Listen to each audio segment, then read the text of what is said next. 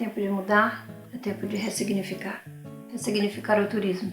Vamos falar hoje com Bruno Amori, que é CEO do IDTSEMA, sobre uma nova era no turismo. Vamos falar também sobre veganismo e também nós vamos falar um papo muito especial sobre a Índia e seus encantos com a Marta Salles.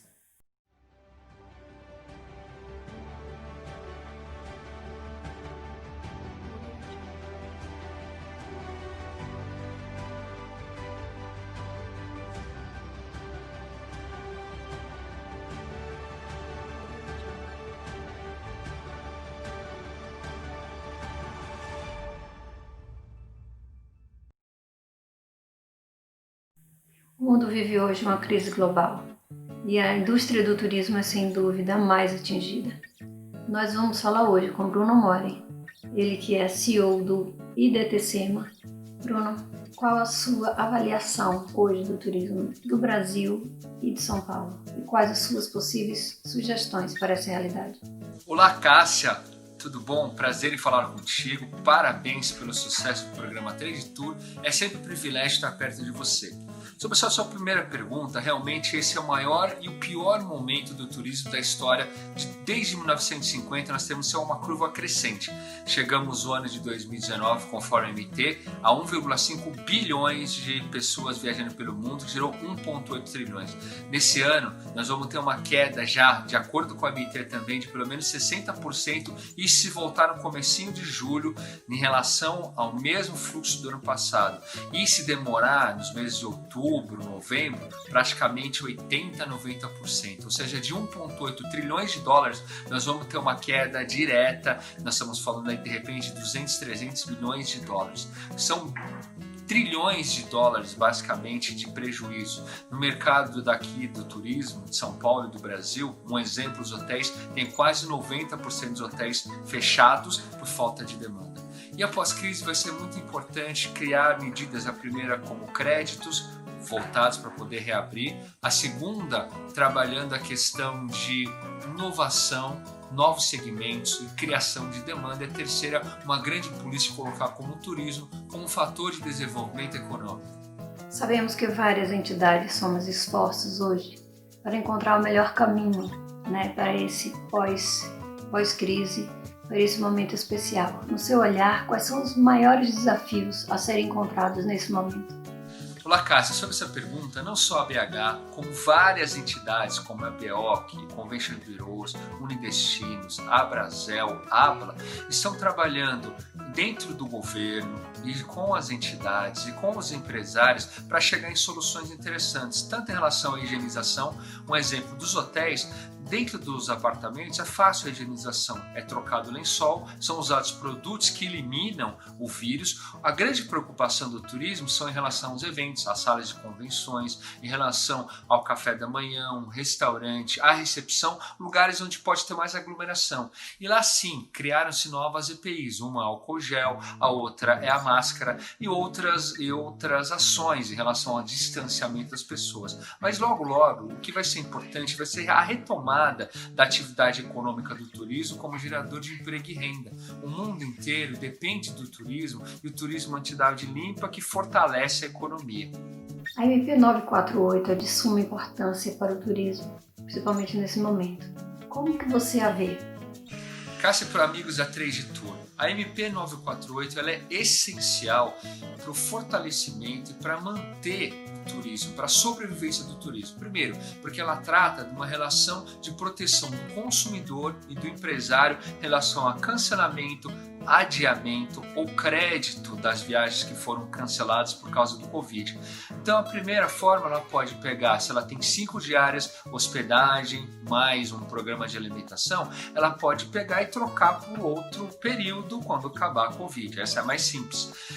A segunda parte dessa mesma, ela trata a questão de transferência de crédito. Então vamos supor que esse pacote deu 100 moedas alguma coisa. Essas 100 moedas são transferidas para comprar esse mesmo pacote ou alguma coisa similar com o mesmo fornecedor. E a terceira trata da devolução dos valores, caso queira devolver. Como ninguém tem caixa nesse momento, ela permite que seja feito depois da Covid o primeiro pagamento, depois de terminar a crise da Covid, e depois ela ser espalhada nos próximos 12 meses. O segundo, ele é muito importante porque ele elimina uma justiça, uma cobrança ilegal e moral de CAD em relação à cobrança de direitos autorais dentro da OH. E dentro da OH é uma unidade privada do hóspede. Ninguém pode colocar uma câmera ou saber se a pessoa está dormindo, está lendo, está escutando uma música do celular dela ou está assistindo a televisão. Então é impossível verificar, é impossível ser cobrado. Nós não somos contra a cobrança de direitos autorais, mas os lugares onde tem frequência pública. Sabemos que São Paulo é a maior porta de entrada do turismo estrangeiro no país. Como que você vê esse momento tão delicado pós-crise? São Paulo, cidade, estado é o maior e o maior fonte, o número de atrativos que nós temos aqui, desde campo, turismo religioso, turismo de convenções, turismo de aventura, sol e praia e também o turismo de negócios e eventos. A cidade de São Paulo, o estado de São Paulo, é o mais preparado em relação à hospedagem. Nós temos 191 mil apartamentos de hotel, nós temos mais de 450 mil carros para alocar, são mais de 8 mil agências de turismo. E São Paulo está preparada para atender todos os públicos. O que nós podemos aproveitar do pessoal estrangeiro? Com dólar alto, vai ficar muito barato vir para o Brasil e fazer um turismo. E nós vamos precisar de várias campanhas de criar demandas. Temos que ser inovadores, criar novos tipos de formatos. Por exemplo, atender o público de idosos, atender a acessibilidade, atender o mercado pet, fazer e criar experiências para o turista, porque hoje é essencial você criar um diferencial de experiência para que ele volte, para que ele permaneça, para que ele curta, para que ele divulgue o destino e continue voltando. Bruno, muitíssimo obrigada pela sua participação, seu carinho sempre pronto em estar colaborando aqui com a gente no Trade Tour. Muitíssimo obrigada. Eu gostaria de lhe pedir um recado para os nossos amigos aqui do nosso trade. Cássia, é meu prazer falar contigo. Parabéns pelo programa Trade Tour. Nós temos que pensar agora em união, não divisão. Trabalhar o mercado, não deixar essa questão política influenciar. Precisamos aprovar novos segmentos, trabalhar com uma tecnologia, aprovar os cassinos e jogos. Você pode entrar mais 70 bilhões de dólares de investimento no Brasil. Pensar fora da caixinha e colocar o turismo como fator de desenvolvimento econômico. E parabéns, Cássia, parabéns pelo sucesso, pela grande profissional que você é. Um grande abraço, meus amigos.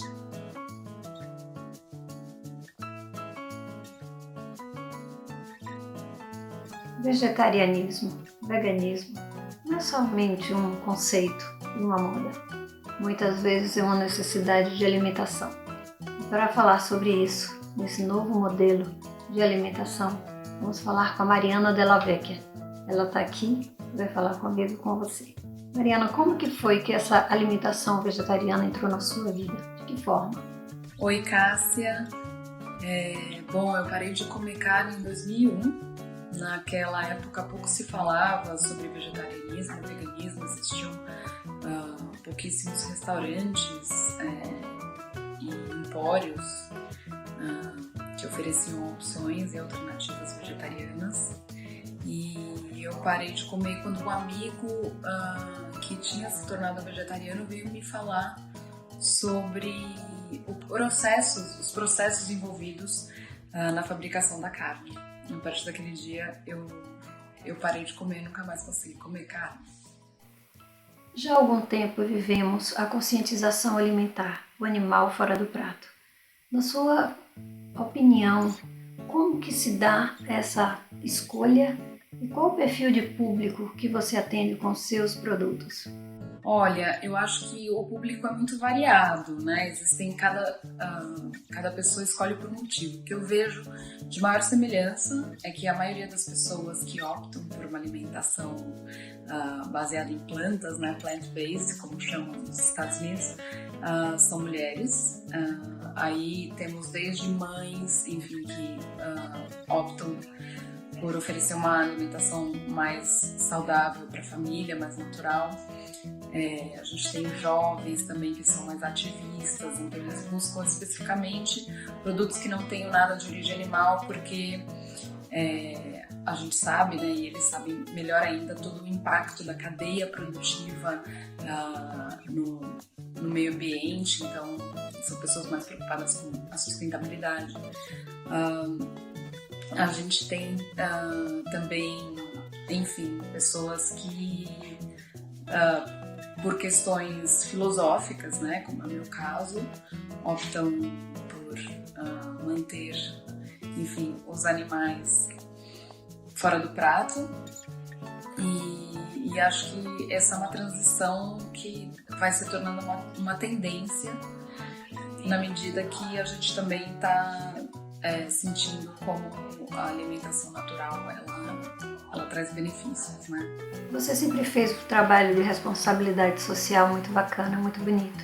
Agora na crise, o que é que você tem feito de alimentação para um público necessitado? Olha, durante a crise vão surgindo oportunidades, ideias e novas necessidades e novas soluções. Então, aqui a gente tem estimulado o uso da soja na doação de marmitas como substituto da carne, por ser um produto mais barato, mais fácil de armazenar. E em muitas ações tem sido um grande sucesso. A gente está conseguindo ampliar o número de marmitas ao trocar a matéria-prima da carne pela soja, porque por ser um produto mais barato a gente consegue uma quantidade maior. A gente também está incluindo produtos em cestas básicas, já que ele não é perecível e pode, enfim, ser armazenado por famílias mesmo em situações mais precárias. Mariana, muito obrigada por você ter vindo aqui falar um pouco com a gente. Te desejo ainda muito mais sucesso no seu trabalho. Muito obrigada. Eu que agradeço, Cássia, a oportunidade e contem comigo caso, enfim, tenham mais curiosidade sobre esse universo.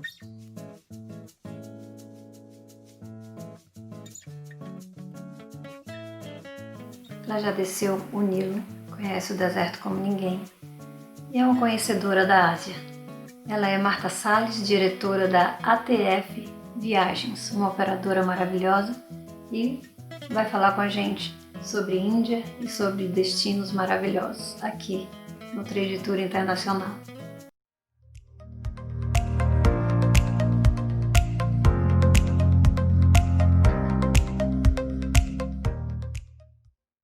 Oi, Marta, muito obrigada por você estar aqui com a gente. Diz pra gente como começou a sua história internacional no turismo. Olá, Cássia. Muito obrigada pelo convite. É uma honra estar aqui com vocês. E respondendo a sua primeira pergunta, como é que eu entrei na área de turismo, por que isso aconteceu na minha vida? Então, eu tenho que voltar lá para trás. Eu venho de uma família que sempre viajou muito. Minha mãe, que nasceu em 1936, quando viajar ainda era um tabu, era um evento. Nós sempre viajamos em casa, ela sempre nos influenciou a isso, passou a parte cultural, fazia com que nós estudássemos, imagina, antes de ir para qualquer roteiro. Então, desde cedo eu fui viajando muito e na época nem era uma coisa tão usual. E isso foi seguindo na minha vida toda e eu virei uma Globetrotter hoje com mais de 100 países visitados e tirei sabáticos e tinha uma outra atividade paralela, que eu fazia eventos. E as minhas amigas sempre me pediam: Marta, me dá uma dica disso. Marta, o que você acha daquele roteiro? E aí isso foi acontecendo e eu sempre fazendo, sempre dando as dicas. As minhas viagens sempre foram catalogadas e fotografadas. Aí um dia eu pensei: eu não gosto do que eu estou fazendo, não é realmente uma paixão. E aí foi quando eu resolvi fazer essa mudança e trabalhar com aquilo que realmente é uma paixão para mim. Então, foi assim que iniciou a minha empresa. Hoje eu tenho uma operadora de turismo boutique que trabalha com ênfase em Ásia, Norte da África e Oriente Médio. É claro que aos poucos a gente vai expandindo, eu formo grupos, eu acompanho o que é possível acompanhar, porque no final formou-se tantos grupos que eu mesma não dava conta de acompanhar. Então é isso, eu trabalho com o que eu amo, eu adoro o que eu faço. Desde roteirizar, para mim eu já começo a viajar na parte do roteiro. Então é isso, quando a gente faz o que a gente ama, o que a gente gosta, que é o meu caso, a gente vê muito valor no trabalho, a gente trabalha feliz, a gente entrega com amor e isso se traduz em qualidade. A gente faz muitos amigos, eu hoje tenho muitos amigos que vieram de grupos que eu acompanhei. Então eu acho que é isso. Eu acho que todas as pessoas deviam trabalhar com aquilo que amam, porque a gente entrega melhor. Com tantos carimbos no seu passaporte, com certeza inúmeras situações inusitadas. Fala pra gente 3 situações mais delicadas que você já viveu lá fora. Cássia, eu citar 3 situações inusitadas, né? A gente que viaja com grupo e lida com pessoas, o tempo todo a gente ri, isso é uma coisa muito gostosa na viagem, quer dizer, eu rio de mim mesma, situações do grupo que depois a gente ri junto quando lembra, mas assim, eu vou citar 3 coisas, como você me pediu. Bom, a maioria dos países asiáticos ou mesmo muçulmanos, eles têm um dress code, né? Uma forma correta de você vestir de acordo com a cultura local. Em todas as minhas reuniões que eu faço sempre antes da viagem com o grupo todo, eu abordo diversos aspectos. E um que eu sempre falo, como meus destinos mais procurados, o que eu sou especialista, são destinos para Indochina, Índia, Sri Lanka, Malásia, e também Líbano, Egito, países muçulmanos, Irã e essas regiões. Então a questão do dress code é muito importante. E eu falo, né? Isso as pessoas perguntam, mas eu não posso usar? E eu sempre respondo, poder você pode, mas você não deve. Em alguns países você não pode, outros ninguém vai te prender. Mas você não deve usar porque você vai se botar numa situação e, consequentemente, o grupo inteiro dentro de um constrangimento. Então eu tive uma passageira que estava no meu grupo, numa dessas viagens, né, para lugares que você tem que realmente se vestir com muito decoro. E no café da manhã ela se apresenta com uma saia curta, com uma blusa decotada, e eu chego e falo, olha, eu acho que você talvez devesse pensar um pouco na forma como você vai sair. E ela falou, não, eu não acho problema nenhum, não é nenhum decreto de lei, então eu estou me sentindo muito quente, eu quero ir assim e tal. E aí eu falei, ok, eu acho que você não deve, mas se você quer viver essa experiência, vamos lá. E foi muito, quer dizer, na hora foi muito difícil, mas agora foi muito engraçado. Quer dizer, essa pessoa se sensualizou para se vestir com roupa justa, que marcava todas as curvas, e era uma pessoa muito cheia de curvas. Então ia subir no camelo, parava todo o local que a gente estava, sabe? Para andar num lugar que tinha o paralelepípedos ou citar coisas, caminhos mais complicados, e era um problema por causa do salto. Aquele decote totalmente inadequado que os homens ficavam assediando de uma forma extremamente desagradável. E ela falava, nossa, eu não sei por que as pessoas olham tanto para mim. Porque ela estava achando que ela estava abafando, né? Enfim, eu tive que intervir de novo, ou seja, eu tive que comprar um pano para poder cobri-la, para que nós pudéssemos terminar a viagem sem tanto conflito, porque isso acaba atrapalhando o grupo inteiro e a mim, porque eu tenho que chegar, separar as pessoas, e a pessoa fica, me ajuda, olha, tá todo mundo me olhando. Então, foi realmente um fato em si que foi muito engraçado, que eu sempre observo que as pessoas têm que estar adequadas nos lugares, ela tem que se vestir de acordo, isso faz parte de saber viajar, né? O segundo fato aconteceu agora recentemente, em janeiro. Eu tinha um grupo, 12 pessoas, que estávamos programados para ir por Irã.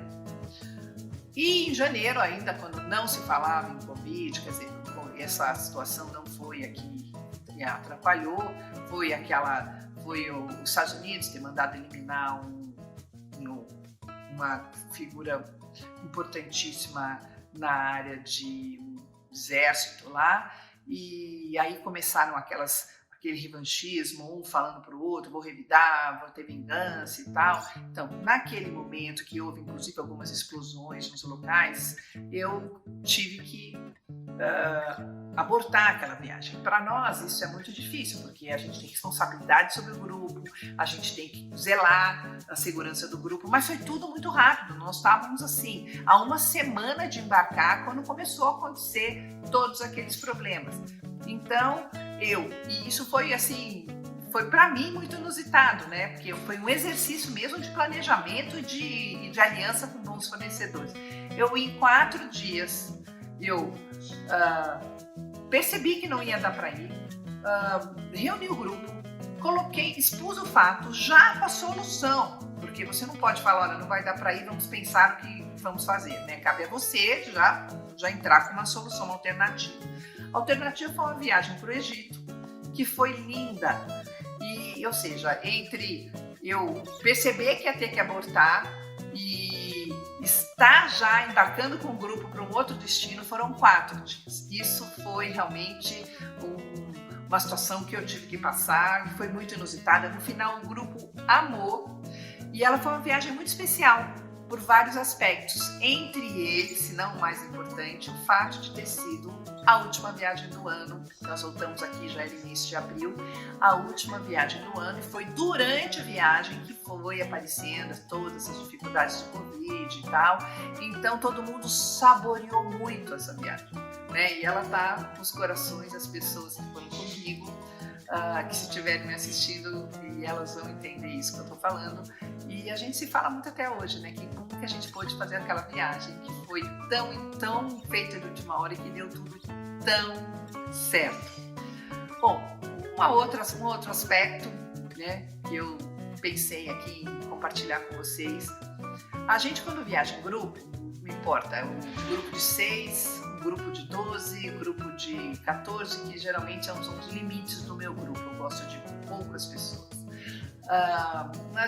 Eu tenho que ficar, né? Claro, eu levo adultos só, na sua maioria acima de 40 anos. Mas as pessoas ficam um pouco criança quando elas viajam e elas têm alguém que pensa em tudo para elas, né? E eu sempre falo, gente, vocês têm que estar no gate, horário, todo mundo. Né? Então as pessoas se dispersam no aeroporto, cada um faz o que tem que fazer, né? E eu tô com eles no WhatsApp e eu tô observando quem já chegou, quem não chegou e tal. E o aeroporto, o avião foi chamado, né? No gate chamaram para embarcar e as pessoas começaram a fazer fila para entrar e tal. E eu ali esperando fora, olhando ali, falando com as pessoas. Elas, não, a gente está aqui fazendo compra, nós estamos em tal lugar. Eu falei, venham imediatamente, venham, corro imediatamente. E foi aquela correria e eu brava e apreensiva se elas não chegassem, porque assim, eu trabalho, sabe, eu não deixo ninguém para trás. Né? Isso é uma coisa muito forte em mim, é não deixar ninguém para trás. Né? Então, claro que os outros que estavam embarcados iriam embora e eu ficaria para poder, porque claro, vai ter que ter outro voo, vai ter que ter todo um operacional ali, então eu não embarcaria e deixaria meus passageiros para trás, mas foi um sufoco. De repente eu vejo as 3 chegando, cheio de sacola, correndo, suando, tal, e elas conseguiram embarcar, porque eu ficava lá pedindo, não, estão chegando, não, olha, estão aqui, não, já estão aqui, estão chegando, tal, e eu negociando ali para calma, que elas já estavam vindo, o alto-falante chamando, quando chegam as 3, e eu, né, também, né, 4, né, foram os 4 últimos que embarcaram. A gente teve salva de palmas, teve protesto, teve tudo. Então, essa foi uma situação também, foi divertida agora, né, na hora foi uma situação difícil. Mas é isso, eu diria que, sim, claro, eu poderia ficar aqui citando várias, né, porque o viajante, a gente tem muitas coisas. Eu, pessoalmente, viagens que faço sozinha e faço muitas, também várias coisas me aconteceram. Enfim, desde você estar num país que marca um voo, aí você vai no outro, aí você chega lá e você está perdida no aeroporto, e aí você tem que providenciar como é que faz isso, enfim, em relação a restaurantes, coisas curiosas e tal. Mas assim, eu selecionei essas 3, que foi o que você me pediu, mas em outros blocos aí a gente pode explorar esse tema, que é muito divertido depois que eles passam. É isso. Os destinos que você trabalha hoje são maravilhosos. Na cultura, né, na gastronomia, né, na história. E quais são os aspectos mais pontuais que seus pares estão trabalhando hoje, além do protocolo de biossegurança? Cássia, essa é uma pergunta muito interessante e eu acho que isso faz parte de como a gente tem que melhorar ou criar novas opções, porque realmente o pós-Covid ele vai mexer em todos os aspectos. Isso eu não falo só no turismo, né? Eu vou fazer um paralelo só falando em viagem, assim, eu vou dar o exemplo de 11 de setembro. Então, quando você fala em aeroportos, em segurança, 11 de setembro foi um marco, né? Então é antes e depois de 11 de setembro, onde tudo mudou no aspecto de segurança. Então, só fazendo um paralelo, obviamente, você entrar nas fronteiras e ir para outros países, também você vai enfrentar um rigor maior sanitário em todos os países. Isso vai começar a fazer parte de protocolos que antes não existiam de forma tão rigorosa. Aí, falando sobre o aspecto do viajante, eu acho que hoje as pessoas estão por aqui de ficarem dentro de casa, muitas pessoas ficam de pijama ou ficam assim procurando fazer coisas para preencher o seu tempo, né? Então isso causa a pessoa fica cheia disso. Eu pelo menos falo por mim, meus amigos, as pessoas que eu convivo, acho que você pensa da mesma forma, quem está nos assistindo pensa igual. Então eu acho que a vontade de sair, e aí eu não estou falando só de viagens internacionais, eu vou falar mais de viagem porque é o assunto que é a minha expertise, é o meu trabalho, mas assim, isso em todas as viagens, não só as internacionais, elas vão ser melhor saboreadas, porque eu acho que a sociedade no geral, ela sofreu uma grande transformação, que é dar maior valor para o ser do que para o ter. E é esta a mudança que eu vejo de forma mais tocante, não só no turismo, mas assim, levando para o turismo, são as experiências que as pessoas vão procurar. Então, antes uma experiência era amenities, como que era o quarto, o jardim, e ele tem 1000 fios. Hoje as experiências elas vão ter que estar mais aprofundadas para satisfazer um novo consumidor que está muito mais ligado no ser, na sustentabilidade, na integração, né, no outro, do que propriamente no luxo em si frívolo. Então eu vejo dessa forma, eu acho que a vontade de viajar, a vontade de sair vai estar até muito mais desenvolvida. O que as empresas têm que pensar hoje, e é o que eu tenho visto dos meus pares e conversando com as pessoas e outras agências, eu acho que nós hoje fomos um segmento, seguramente, se não o mais, um dos mais prejudicados devido a essa pandemia que lamentavelmente o mundo está passando. E é nesses momentos que se encontram as melhores oportunidades. Então, o empresário, de forma geral, ele tem que pensar o que ele pode oferecer a mais para o seu cliente, né? Isso em todos os aspectos, desde a experiência, como eu falei há pouco, até em relação a preços, né? Porque o dólar subiu. Então, eu acho que isso não vai frear as viagens, talvez vá aquela pessoa que viaja 4 vezes por ano, talvez vá viajar 2 ou não, isso é de cada um. Mas elas vão ter que estar muito mais ligadas em experiências de ser, experiências que toquem o viajante. Acho também que a questão de preços, ela tem que ser negociada, sabe? Você tem que hoje tem uma corrente de pessoas que querem viajar, mas como que nós vamos fazer com o dólar do jeito que está? Vai sair, quer dizer, antes um dólar custava 4, agora está custando 6,10, enfim. Então, obviamente que aí entra todo o esforço das duas partes, que é o fornecedor e você, que é o seu operador local no destino, e você questionar margens, né, criar novos produtos. A TF vem criando novas possibilidades, novos produtos, porque é nessa hora que a gente encontra as oportunidades. Então, a gente está desenvolvendo um produto que vai lançar daqui a pouco, e eu volto aqui para falar para vocês, que possibilita, por um preço mais acessível, pessoas viajarem autonomamente, sem necessariamente estarem ligadas a uma empresa de turismo. Então, eu continuo acreditando, eu não tenho a menor dúvida que a vontade de viajar vai estar em todo mundo.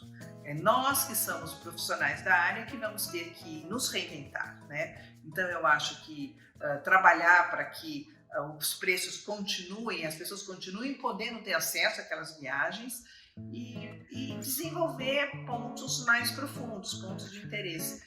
Eu acho que é isso, eu sou super otimista e eu penso que isso talvez tenha sido o motivo das pessoas se questionarem com seus próprios trabalhos porque a gente vinha numa onda muito crescente de vendas, né? Eu mesmo tinha tantos grupos que nem dava conta de acompanhar. E quando você está nessa toada de muita coisa, você não tem muito tempo para pensar no seu negócio em si, sabe? No que o seu cliente realmente quer. E é esse momento que a gente tem que aproveitar para poder explorar isso que é muito importante. O que o meu cliente quer, o que o meu cliente deseja, qual a melhor forma de eu entregar isso para ele, de eu viabilizar isso para ele. E aí é isso, né? Eu bato sempre nessa tecla quando eu converso com os pares, com as pessoas, quando eu escuto, porque eu escuto isso das pessoas. Aí é isso. Nós vamos ter aí um grande número de pessoas com um desejo reprimido de viajar, tanto dentro do Brasil como fora, conviver com o mundo, estar em contato, porque a gente está sendo privado disso. A gente não pode dar um abraço, a gente não pode encontrar as pessoas de forma mais íntima. Então, eu vejo que a gente tem um futuro que é desafiador por esses questionamentos, mas que com certeza o setor vai continuar tocando, que as coisas vão acontecer no seu tempo e que tudo vai se encaminhar. E isso, obviamente, eu acredito, isso é fato, quer dizer, ninguém vai deixar de comer fora, ninguém vai deixar de viajar, ninguém vai deixar de ir ao cinema, entende? Quer dizer, então, ao seu tempo, todas as coisas vão retomar, então nós temos que estar preparados para isso, para atrair o seu cliente, para servir o seu cliente, para oferecer opções ao seu cliente. E é dessa forma como eu encaro isso, como eu vejo que os meus pares estão encarando. Hoje nós temos a Índia com seus encantos e suas maravilhas, né? Então vamos juntos nos deliciar com esse fantástico destino.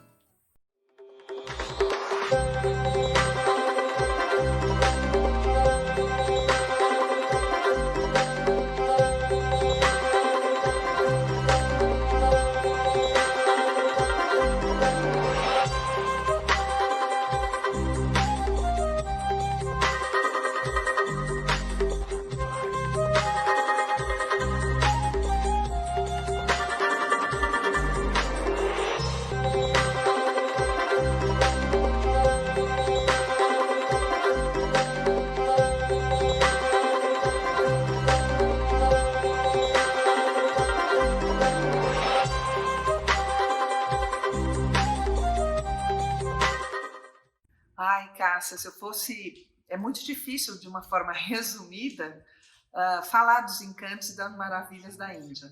Bom, eu vou começar a falar uma coisa que eu acho que traduz um pouco.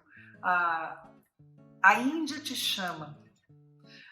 Você cair do nada de paraquedas na Índia, eu acho uma coisa arriscada, porque as pessoas vão sem um preparo, sem entender o porquê das coisas. Então, se eu fosse dizer uma coisa que me impactou muito na primeira vez que eu fui para a Índia e que me provocou demais, de uma forma resumida, porque tudo te provoca muito, eu diria que foi a fé.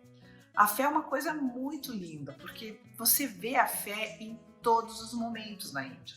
A fé rege o comportamento deles, em todos os aspectos, como familiares, relacionais, para eles, a alimentação.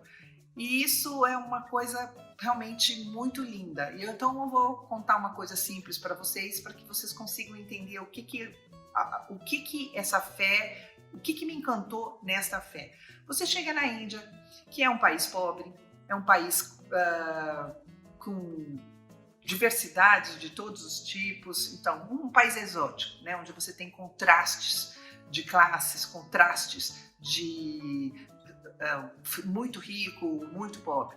Aí quando você chega lá, você é surpreendida com um povo extremamente gentil, apesar do caos que nas grandes cidades a Índia tem, você é surpreendido com um acolhimento tão maravilhoso das pessoas.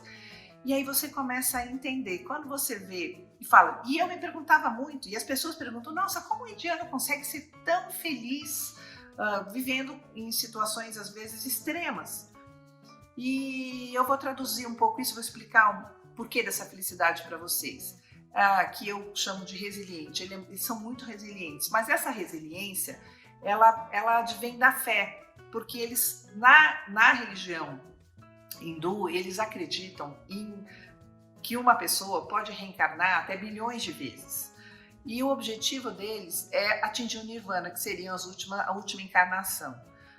Então eles fazem de tudo para viver, para ter aquela oportunidade de vida deles de uma forma plena e viver com amor e fazer o bem para poder atingir o nirvana e se liberar nas últimas encarnações. Então, movido a isso, por causa disso, eles são felizes, eles são resilientes, e isso é uma coisa muito linda, sem contar com as cores, com os sabores, com os aromas da Índia. A Índia tem uma parte maravilhosa de safari, o rural life da Índia, a vida rural, é também muito interessante. E as pessoas, geralmente, quando vão à Índia, é muito comum, né, para as pessoas de primeira vez ficarem restritas ao Rajastão, que fica a Agra, onde tem o Taj Mahal, Jodhpur, Jaipur, Udaipur, Delhi. Delhi não é no Rajastão, é em Uttar Pradesh, mas é a porta de entrada da Índia. Eles fazem só esse circuito, que a maioria das pessoas se resume nisso na Índia. Eu fui tão impactada pela Índia que me provocou a fazer mais. Então, assim, a Índia é um país que você vai, e se você não tem um preparo, uma cultura, se você não se aprofundou na Índia, é muito provável que ao chegar no aeroporto de Delhi, antes de chegar no seu hotel, você observando o seu entorno, você às vezes fala, o que eu estou fazendo aqui? E é justamente o meu trabalho com os meus passageiros, é calibrar o olhar, é fazer com que eles olhem para aquilo que é bonito na Índia, né? Como eu falei para vocês. Então, esse trabalho é muito importante ser feito, e eu costumo fazer uma reunião pós-viagem com os meus passageiros, e eu percebo que um mês depois, eles ainda estão muito provocados pela Índia, porque a Índia, ela te questiona os valores, ela te provoca a pensar muito, ela te surpreende. A Índia, para mim, é um país completo. Então, é claro que é completamente diferente do que ir à Europa, né? Cada um tem os seus aspectos. Mas, para mim, a Índia hoje é o destino que mais me atrai para ir. Claro, já conheço o mundo todo, então não vou dizer exato que é o que eu mais gosto, mas hoje é o que eu mais gosto, porque é o país que mais me provoca. E é isso, falar da Índia, eu ficaria aqui muito tempo falando, aliás, falar de viagens em si, mas a Índia é um país que merece ser visitado, merece que você tenha um olhar calibrado para entendê-la melhor, e eu tenho certeza que quem vai à Índia bem orientado, já com mais profundidade na cultura deles, essa pessoa volta de alguma forma provocada, ela não volta igual ela foi. Então, por isso, hoje é um dos meus destinos favoritos. Eu acho que os meus clientes me procuram muito pela Índia, eu tenho uma procura muito grande pela Índia, porque é o que eu falei, aquilo que a gente faz com amor, aquilo que a gente gosta, a gente entrega bem. Então, eu, quando gosto muito de um país, eu falo dele de uma forma muito amorosa e com propriedade, de ter ido várias vezes. E isso é aquilo que as pessoas querem, é ter experiências, viajar é uma experiência. E também, para encerrar, é aquilo que eu sempre digo, né? Quem vai para a Índia porque, vamos lá, vou conhecer um lugar diferente, ok, é válido, mas essa pessoa tem uma chance enorme de mal sair do aeroporto e ter viajado tão longe para ter ido a lugar nenhum, ou seja, para ter uma visão da Índia um pouco rasa. Então eu acho que a Índia é um país profundo, é um país que requer realmente que você esteja preparado para fazer essa viagem e atenda o chamado da Índia num momento da sua vida especial. Então é isso, falar da Índia é bastante complexo, mas de uma forma resumida é isso. Marta, muito obrigada pelo seu carinho, pela sua participação, né? E gostaria de pedir um recado especial para esse povo guerreiro aqui do Brasil e para todos que nos assistem agora. Obrigada. Que recado que eu daria? Bom, o recado que eu daria é como eu tenho encarado essa situação e também com um questionamento.